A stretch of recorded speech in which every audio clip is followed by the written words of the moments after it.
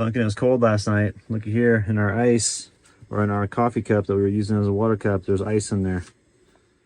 And this is Meadow's water jar. Look at how much ice there is in there. So it definitely got cold last night. I kept on thinking, I was like, it's got to be getting, it's not 40 degrees at night. It's definitely below freezing, and this confirms it. So last night was pretty chilly, and every night that we've been here has been pretty chilly, but this little one's been keeping me nice and warm.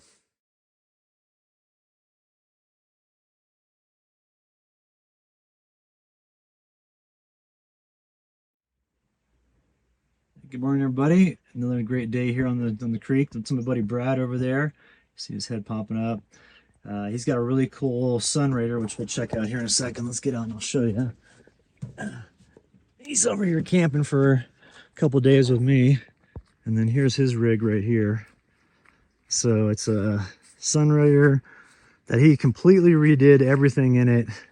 And we'll go in the interior here in a bit and show you what it looks like when Brad gets back from fly fishing. But my plan for the day is to fly fish a little bit, and then I got to edit a video to get something ready to post for tomorrow. So we're going to do that. And then maybe do a live stream later today.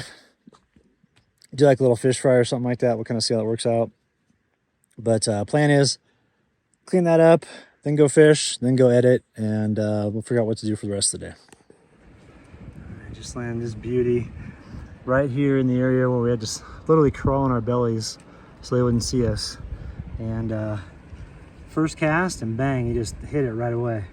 So we're gonna get him in hand and get him back in the water.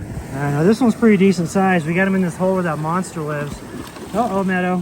What are you doing there, sweetie? You gotta get out of the water. Hey, over here. No, something over this way.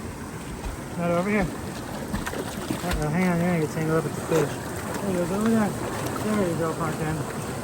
Hang on, I'll get you. Alright, we got Meadow successfully out of the water, so that's good news. And then we got this fish right here, which we need to get out, but it's a good looking cut and real super healthy. So we're gonna get him off here and get him back in the water. All right, guys, it's got a nice fat cutthroat. This thing is nice and fat. So I'm gonna get him in hand. We're definitely gonna harvest him and take him back for a meal. That's a good looking cutthroat right there. Got him right in this little pocket right here on just a simple caddis without light brown elk hair. So let's get him. Check it out. Got him this nice fatty, whoops, in the hole over there. Look at the beautiful colors on the underbelly. That is a gorgeous fish. Wow. Those cool markings on these trout. I love these Rio Grande cutthroats. So what we're gonna do right now though is we're gonna go down and get some water. I was gonna show you what I use for my water purification. This is called a Lifesaver jerry can. And what it is there's a big filter in here. Let me get this open here and I'll show you what this filter looks like and how big it is. It's huge. So you have a charcoal filter in the top here, and you have this massive filter, which is huge. It kind of almost goes all the way to the bottom. And then once you put water in here, you use the back deal here, this is a pump which helps to pump up water pressure. And what did I just do with that? There it is. And so what you do is you fill this up with water, and then you pump this up using the back, and that creates air pressure, and then it forces it through the water purifier, and it comes out this little spillway right here, which unfortunately I've got it's broken, but it still works. So I need to get a new nozzle on that. That's the only thing about this is those nozzles, I've had 2 of those break just by accident. You know, they'll hit something and then that little part breaks off right there, which is kind of annoying. But we're gonna run down and grab water, and it's just as simple as filling this thing up and then pressurizing it, and you're good to go, and you've got pressurized purified water. I'll walk down over the creek this way.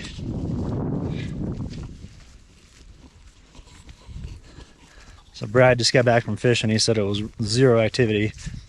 And the wind is pretty high today. It's not bad right now, but it's gusting pretty good. So I think the plan is what we're gonna do is just kind of hang out in the camper, edit some videos, go on some hikes.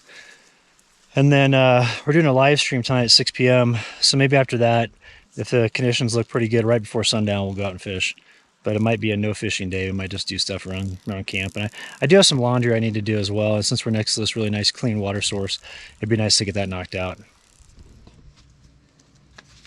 All right, it's laundry time. And what I do for laundry is I use this scrubber wash bag.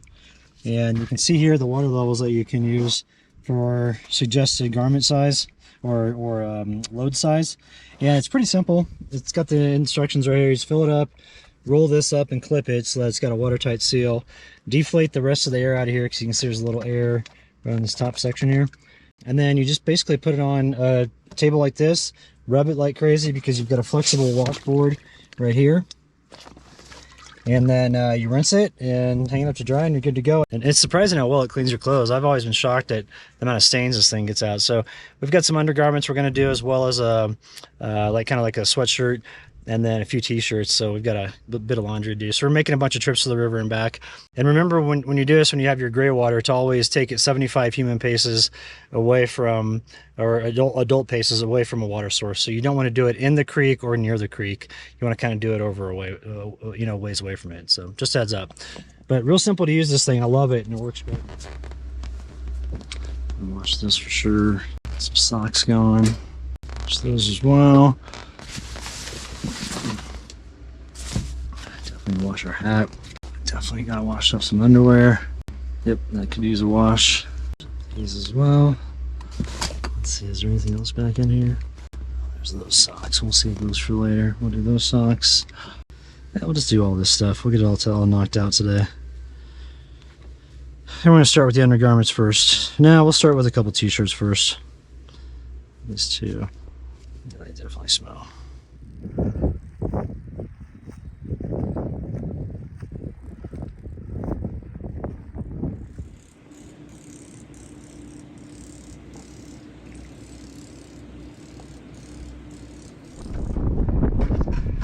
Another thing you can do is if you have a 5-gallon bucket, I use this to store just like miscellaneous items, and also as a stand for my computer inside the topper in the morning time when I want to watch television before the sun comes up.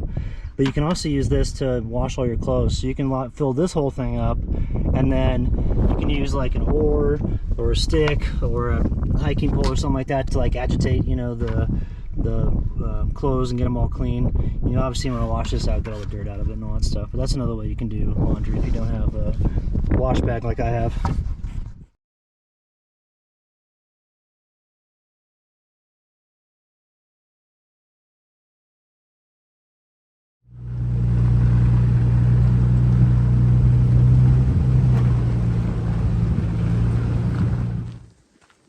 I thought I spotted some of these. Yeah, it's right up here. Looks like there's some ripe ones. So if you're ever rolling along Colorado, especially in southern Colorado, look for bushes like these, because that's what holds these raspberries. Let's check them out. This one looks awesome. This one looks super ripe right here.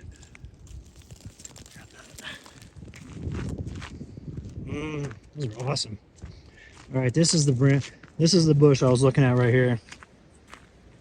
As we rolled past, you can see there's all these raspberries, but kind of be careful because they're thorns. When they're the live branches, they don't really poke you that much, but these dead branches really get you, and they'll get in your fingers. So just be careful. So we're going to harvest some of these and take them with us. Look at all these raspberries. It's a great looking plant right here. We're going to take all these with us. This is awesome. There's so much fruit on these bushes right here on the side of the road. And I don't think a lot of people know that these are down here, because people just keep driving by. Well, not driving by, there was only one person that drove by, but they didn't even stop to look and see what I was doing. So we're gonna continue harvesting these, then go to a nearby town and get some supplies.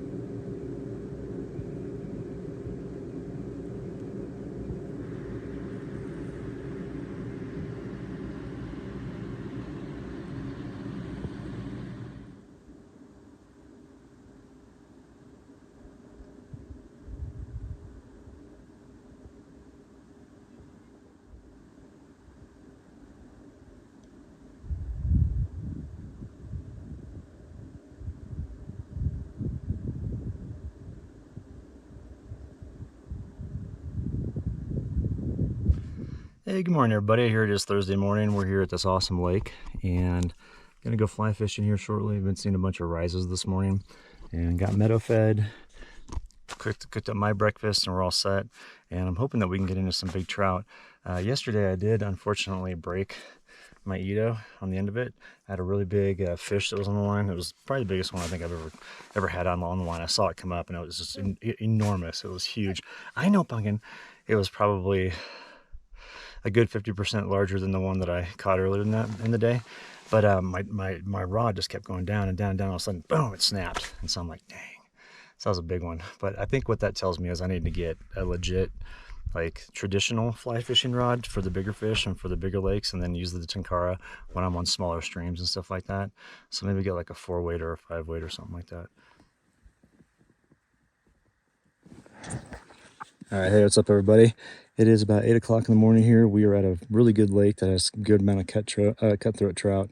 The only thing is that yesterday the conditions were absolutely horrible, and there were no trout rising whatsoever. I've seen a few this morning. The water's starting to glass off a little bit. If we look around here, see how the pine beetle kill is. One of the things that's horrible about this area is the pine beetle kills crazy. There's also a really cool little cabin over there we'll go check out later today. We'll hike over there and get Meadow some exercise. But I thought this morning it'd be fun to get her out in the boat here. And it's really a pleasant morning. The wind is just completely shut down. It was pretty windy all night. And yesterday was crazy. Yesterday was like 40-mile-an-hour winds. So we're going to try our luck here for a little bit with the boat, see what we can do. And then I forgot my solar cord adapter for my solar panel that I've got, the little Renogy kickstand one. And so I'm going to need to probably cut this short by a couple days and head back to my buddy's place, go over at Jerry and Kevin's and pick that up, and then I can get back out, because that's what I use to keep my fridge going, because I use a separate separate power bank for my fridge. So what you thinking, Meadow? You seeing something down there? She sure has been inquisitive with this crystal clear water. Get the rig done up here. We're using the Ito again from Tenkara USA, and we're going to be throwing just a simple caddis with elk hair. So let's see what we can get. Look at this fish habitat. This is perfect for these fish to hide in and get food and grow up and be big and strong just like they are. So that's why there's so many big fish in here. Let's see if we can get those ones that are back over in that pocket right there. We're going to go upstream up a little bit more, and then we're going to float into it.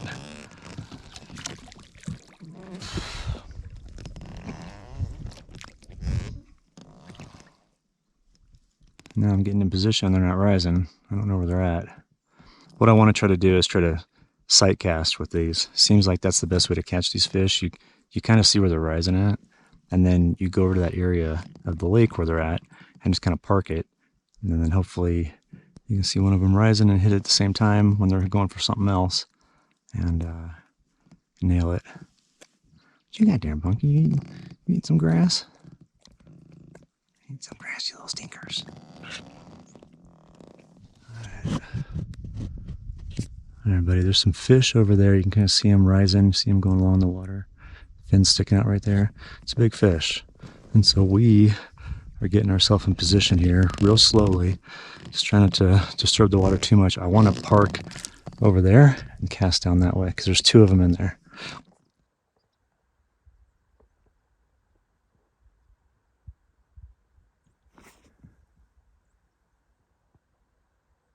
Alright, guys, I just caught this monster right here. Look at the coloring on this amazing cutthroat.